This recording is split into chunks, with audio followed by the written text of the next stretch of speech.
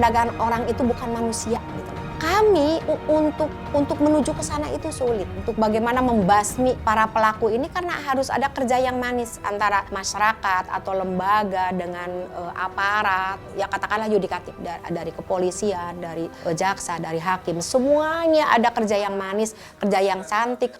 Karena ini saraf mungkin ya ke seluruh tubuhnya, saraf ya. Kan besi kan kena besi. Kena ini, kena emosi daripada kena orang. Jadi pemikirannya Bu, bangun tidur, pemikirannya itu pasti dimarahin. Bukan jadi fokus kerja. Bangun tidur, jam 9 kerja. Jadi pemikiran itu nggak konsentrasi. Walaupun lagi motong ini nih, pasti dimarahin pemikiran tiap hari itu.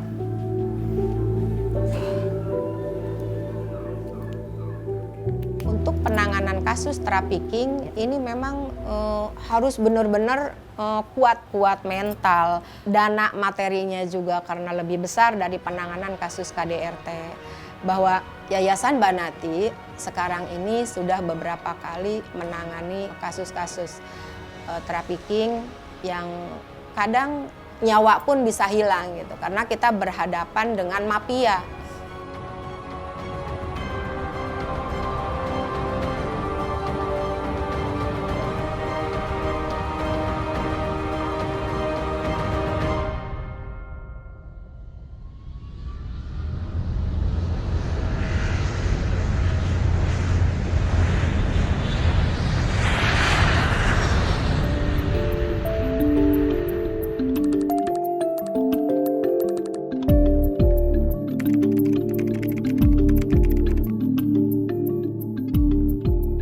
Kita pertama dengar orang ya pengen berubah nasib lah biar keluar gitu.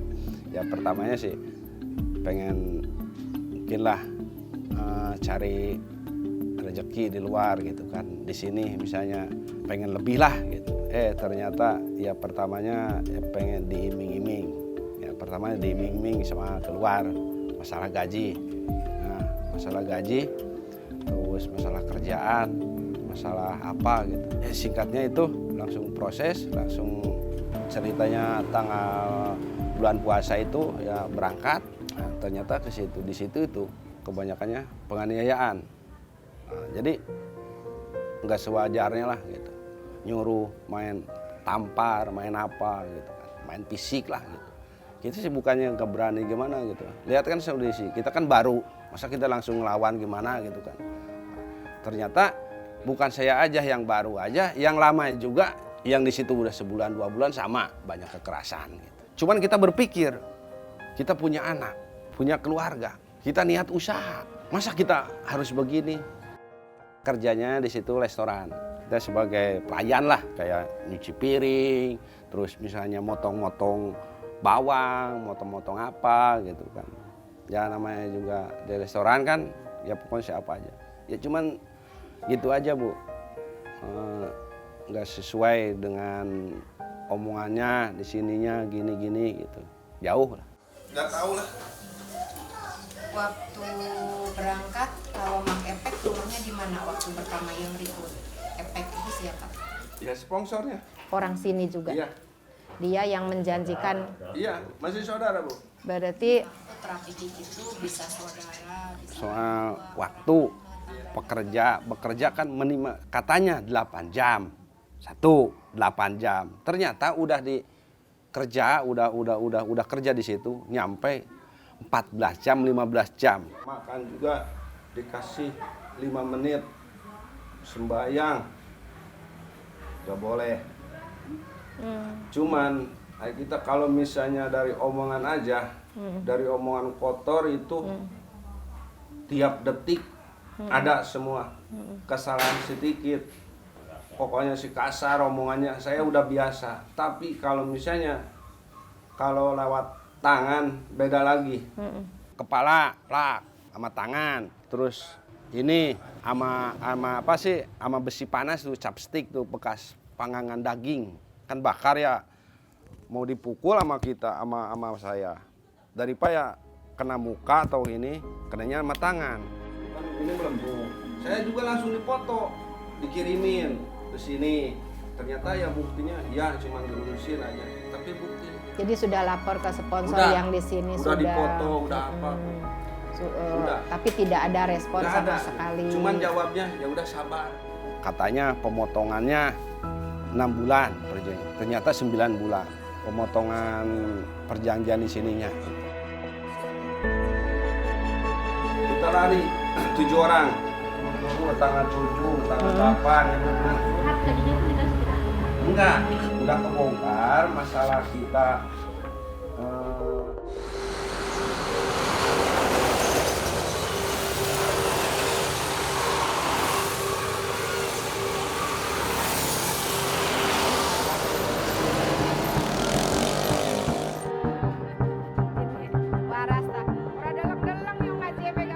Nama saya Suhartati Sacawijaya, pendidikan guru, tapi saya tidak jadi guru. Saya menikmati seorang ibu rumah tangga yang ketika berhubungan dengan masyarakat di sekitar banyak keprihatinan yang berawal dari situ. Saya ingin mempunyai sebuah lembaga yang bagaimana untuk wadah memajukan perempuan-perempuan yang bisa hidup mandiri, tidak ketergantungan ekonomi dari suami.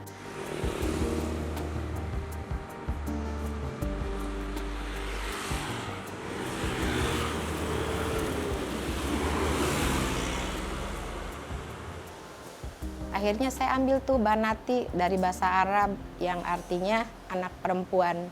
Saya gigih sekali ingin membuat lembaga yang khusus memperjuangkan perempuan.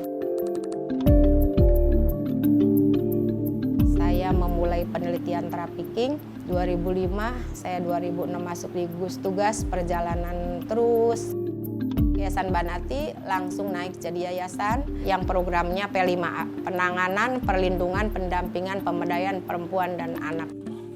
Saya sering cuap-cuap tuh hati-hati kalau pergi ke sana. Yang prosedur yang benar, yang legal, yang kalau misalnya prosedurnya benar kan asuransi gitu kan, enak. Kalau ada masalah kan tinggal lapor apa gitu kan. Pikir saya seperti itu. Ternyata pikirannya itu duit dengan iming-iming itu. Ini dipaksa menemani tamu pria. Ini 2 tahun tidak digaji sama sekali, tapi kami usahakan ini berhasil. Gaji 2 tahun dibayar. Ini gaji 2 tahun dibayar. Untuk Pak Adi ketika awal beliau nelpon ke saya, terus saya minta untuk dikirim kronologi kan. Pak Adi ini adalah pemberangkatan non prosedural yang mana Pak Adi ini tidak ada rekom, tidak ada ID, tidak ada kontrak kerja. Pak Adi ini ketika saya pelajari dengan proses cara dan tujuannya itu sudah masuk adalah korban trafficking. Karena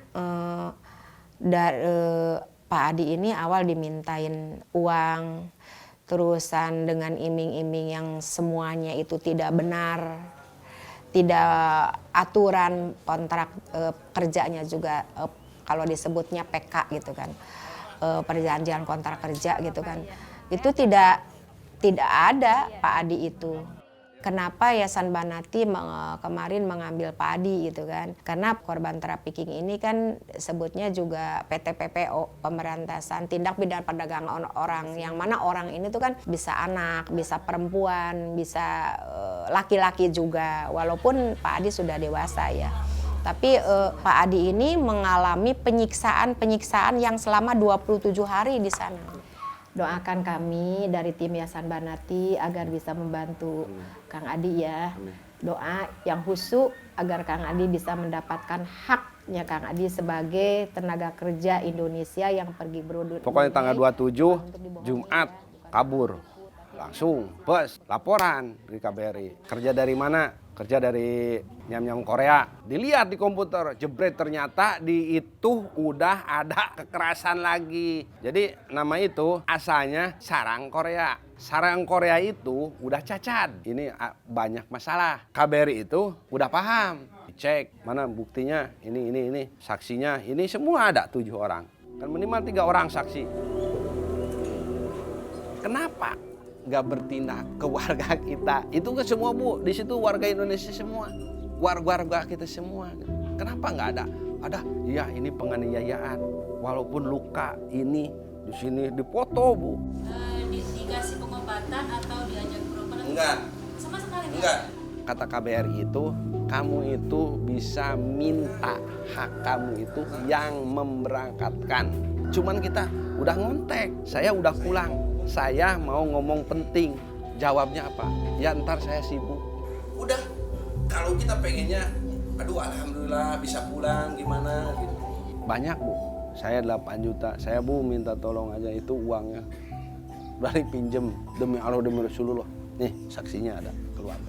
Namanya juga mau ke situ, mau usaha, mikirannya gitu. Cuman saya minta tolongnya itu Bu. Kami, Yayasan Banati akan menuntut kepada sponsor Indonesia yang mana dialah yang menerima uang menjual Adi ke Brunei dengan harga sekian. Karena saya mendengar dari tenaga kerja Indonesia yang awal yang saya bantu, yang kami bantu bahwa kami lo dijual sama majikan itu seharga 50 juta gitu. Jadi sponsor di sini yang non prosedural itu menjual manusia dengan harga sekian gitu.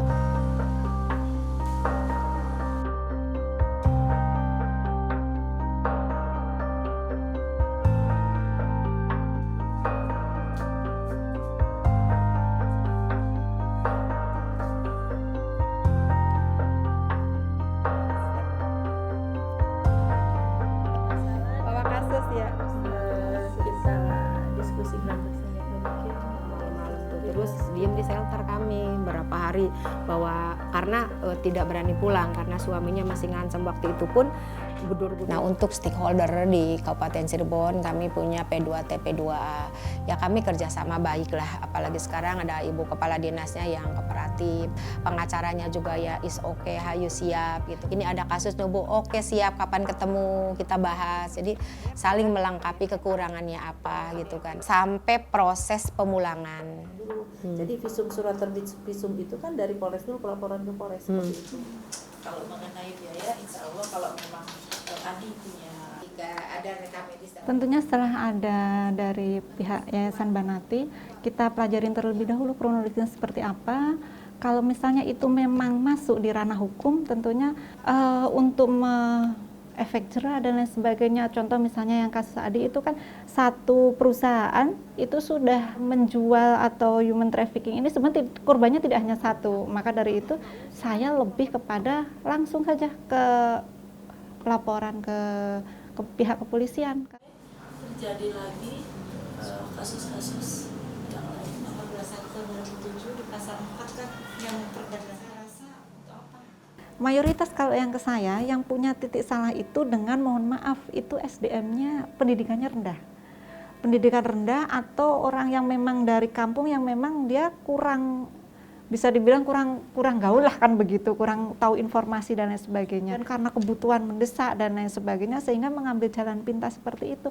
Diimbing-imbingin ya manut-manut aja tanpa cari tahu karena sudah fokusnya di nanti dapat uang, sudah tanpa ada pendidikan yang lain yang terbekali.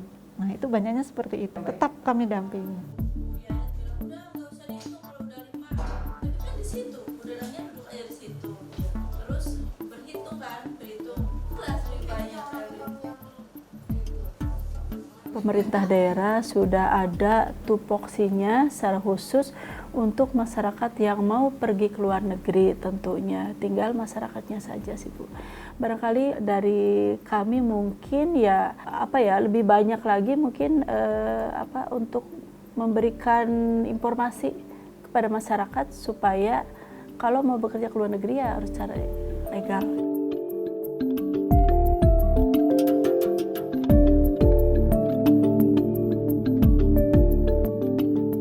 Hanya di hati saya ingin proses hukum. Karena apa? Karena akan berjalan terus banyak pelaku ketika tidak ada jera untuk si pelaku gitu. Tapi kembali tidak bisa maksa karena korban yang harus melapor. Kami hanya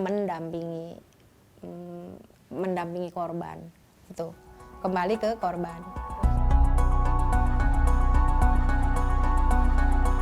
Ini menjadi PR kita bersama. Ketika ini ada permasalahan, contoh misalnya seperti ini, jangan takut untuk melapor.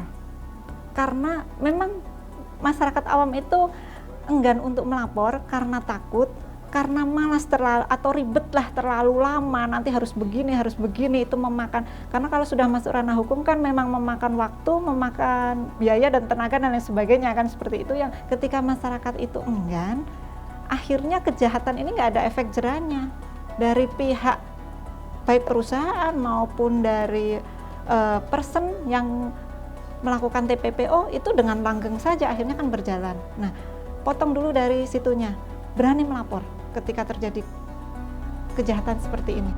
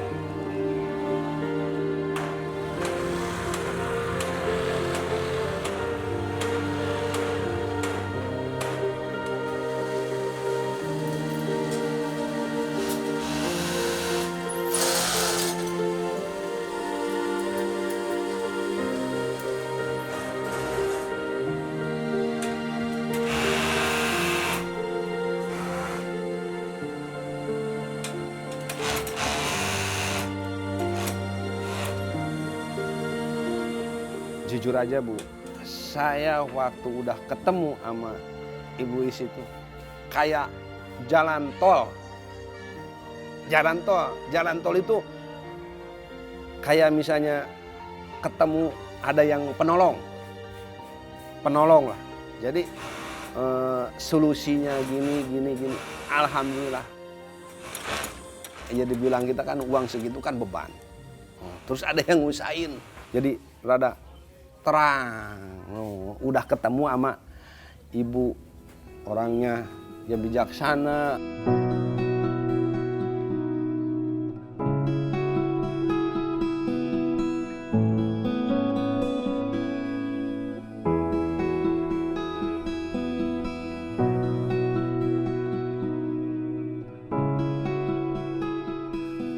Alhamdulillah sekarang sih kan ya dulunya juga jahit itu ya kembali lagi jahit aja gitu ya, buat menyambung, buat beli beras ya, buat kebutuhan keluarga lah gitu kan. Walaupun ya seminggu kerja, seminggu enggak, misalnya seminggu kerja 2 hari 3 hari gitu, tapi kan ya alhamdulillah gitu ya, namanya juga cari nasib ya, pulang ke sini ya alhamdulillah kumpul lagi, walaupun dapatan 200.000 ini dapat, tapi kemakan walaupun makan sama asin sama apa, tapi ya alhamdulillah.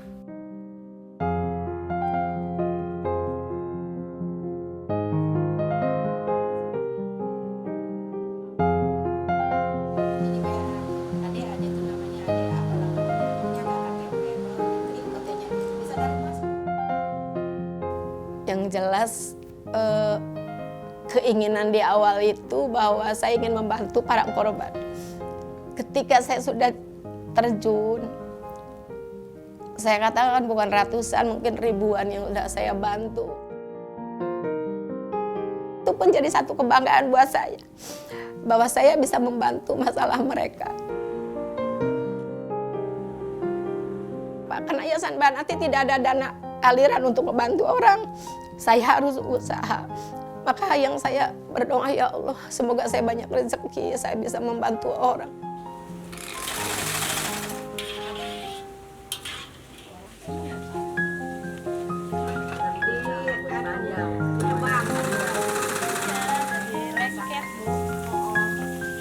Kami ini sangat terbantu dengan adanya Bu Is. Kenapa? Karena kita juga punya shelter, tetapi kan kalau di Bu Is nih 24 jam lah istilahnya. Mau siang, mau pagi, mau malam, mau subuh, Bu Is nih udah pokoknya siap mendampingi, siap melayani, siap menerima masyarakat yang terkena kasus. Bahkan mungkin bukan hanya siap secara secara tenaga, tetapi material juga saya yakin banyak mengeluarkan.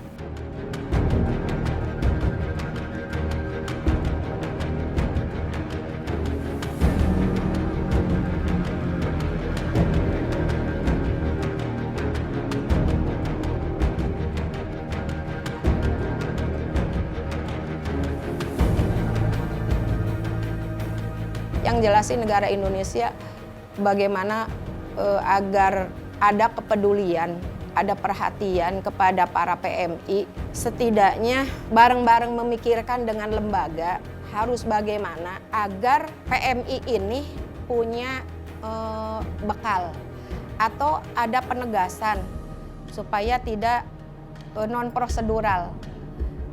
Hukuman apa kepada pelaku agar bisa kapok atau rasa takut.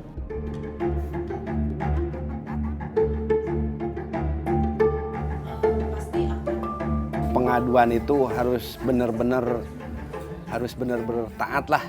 Ya taatnya misalnya ada permasalahan langsung cepet-cepet diproses. Kalau bisa misalnya korban itu wajarlah minta ganti rugi lah. Misalnya ke tempat pekerja misalnya ke majikan gitu kan. Ya kita bersyukur. Ya bersyukurnya apalagi bisa misalnya itu mendapatkan hak kita lah. Ya alhamdulillah gitu kan. Bersyukur. Jadi ada yang ngedamping begini gitu. Bersyukur pisan Bu. Kayak nemu berlian lah. Ya di kita lah gitu. Kayak nemu bukan emas lah, masih murah lah, berlian lah Bu.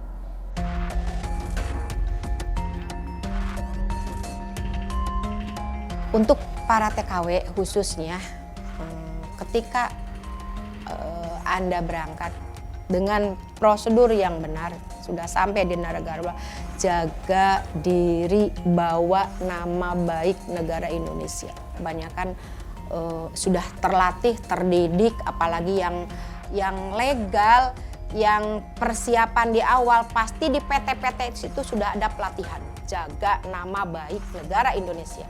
Makanya untuk PT, latih agar di luar punya skill membanggakan negara Indonesia, walaupun itu adalah pembantu.